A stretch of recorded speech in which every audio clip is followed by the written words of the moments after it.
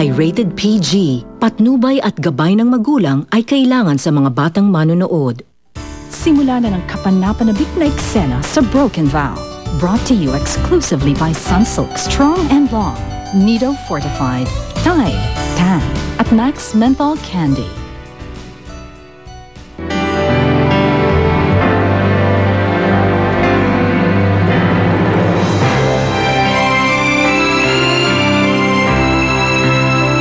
Roberto, pwede ba patahimikin mo na kami? Hindi mo ko naintindihan, Melissa eh. Makakaganti na tayo sa rapist mo. Natagpuan na siya ng mga pulis. Ang pangalan niya Wilson Ocampo, 29 years old. Pwede niyo makita yung suspect for your confirmation. Pero para matibay yung kaso ninyo, we have to get a DNA sample sa suspect na yan para i-match dun sa DNA na ebidensya nakuha natin sa'yo. I don't think it's a good idea na puntahan mo yung suspect. Kailangan kong makaharap ang lalaking yun para malaman ko kung siya ba talagang gumahasa sa akin o hindi. Anak, may dahilan si Felix kung bakit ayaw kanya papuntahin doon. Sundin mo na lang siya. Ewan ko dyan sa asawa mo. Alam mo, dapat siya kasama mo dito eh. Teka lang ah. Sisiyal lang ako. Diyan ka lang. Sandali.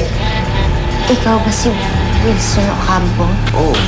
Magkakilala ba tayo? Ikaw ang gumahasa sa akin! Demonyo ka! Makasama mo!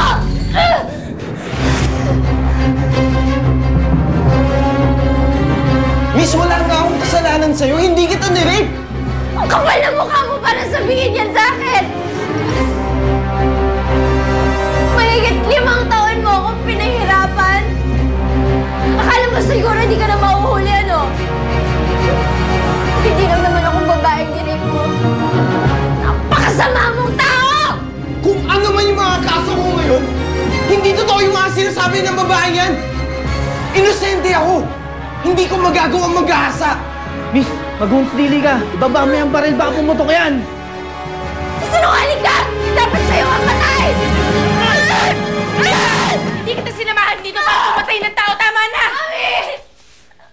Mami!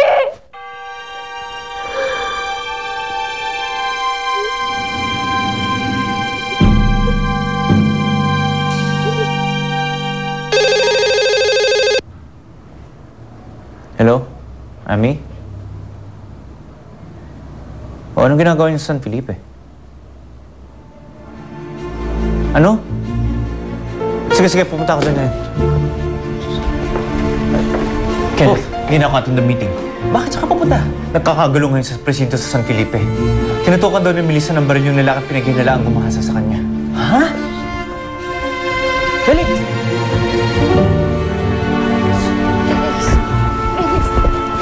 Sino yung gumahasa sa akin? Yan yung lalaking yun! Tawagan mo na si Tenente Pascual. Boss, baka pwede pag-usapan na lang natin to. Pagpasensya niyo na ang asawa ko. Felix? Ami, pakasama na lang siya sa kotse. Hintayin niyo na lang ako. Sali ka na.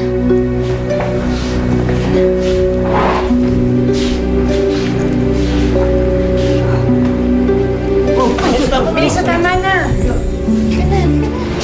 Sige na.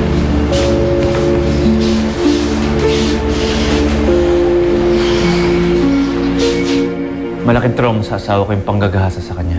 Mahigit 5 taon na yung nakakalipas. Hindi niya nakilala o nakita kung sino man yun ng rape sa kanya. Alamang, napagkamalang ka lang niya.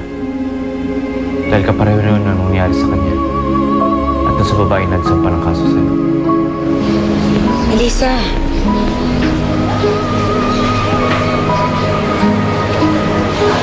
Halika na. Antayin na natin si Felix dito. Wala akong problema, sir. Huwag na lang usanang mauulit. Kasi masyadong delikado yung ginawa ng misis nyo. Sa susunod do, magsasampa na ho kami ng kaso. Sir, hindi ko po siya ginahasa. Hindi naman po ibig sabihin na may kaso ako ngayon, ako na rin ng rape sa kanya. Imposible po yung mga binibintang ng asawa niyo sa akin. Kailan na nga ako nakalipat dito sa San Felipe? Alam ko, inosente ka. Salamat sa pag-intindi. Pasok na. Felix, bakit kailangan mo pa silang kausapin? Naniwala ka sa akin, yun nga yung lalaking gumahasa sa akin. Hindi ako pwedeng magkamali. Melissa, malalaman natin yung kapag lumabas na yung DNA test results. Sa ngayon, mas makakabuti ka, uuwi muna tayo. Magpahinga ka na.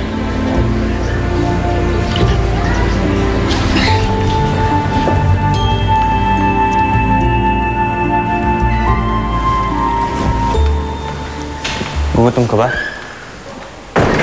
Gusto mo pa handa akong pagkain? Hindi ako nagugutom. Yan lang ba ang masasabi mo pagkatapos ng nangyari kanina? Melissa, ano bang problema mo? Ano bang gusto mo? Balikan natin yung lalaking yun? Hindi kita maintindihan eh.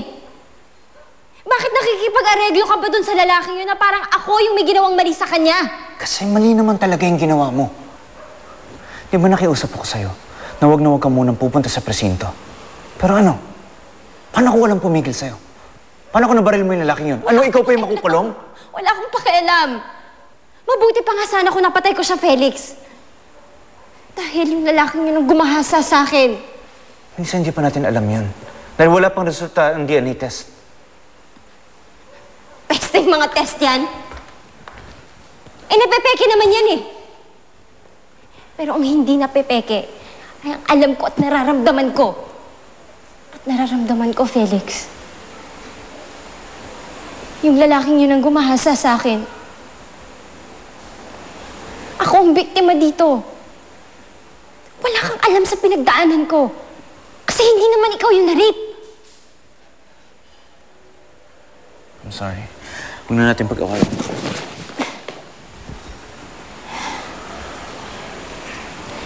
Hindi ko alam, Felix, kung kanino ka ba talaga kampi. Parang pinagtatanggol mo pa yung lalaking yun kanina. Kung hindi siya yung gumahasa sa akin, sino? Sabihin mo sa akin, sino? Iharap mo siya!